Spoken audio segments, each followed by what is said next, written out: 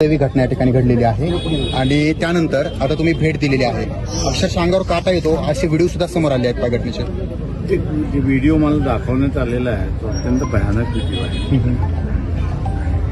क्रूरता किती असू शकते हे त्याच्यामधनं सर्व दिसतंय. पोलिसांनी दिलेल्या अगोदरच्या कंप्लेंटवरती जर लक्ष घातलं असतं तर कदाचित थांबला असता. पोलिसांना आता असताना माझी विनंती आहे की त्यांनी ताबडतोब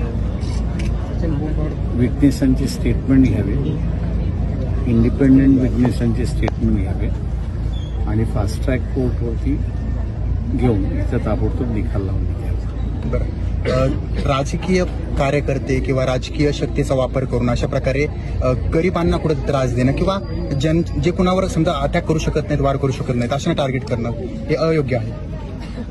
हां, इथे मला वाटतं जे काही मला आता माहिती मिळालेली आहे, वाळू माफिया, पाणी माफिया असं जे आहे त्यांचा बंदोबस्त केला पाहिजे तरच लॉ अँड ऑर्डर थांबेल असं दिसतंय.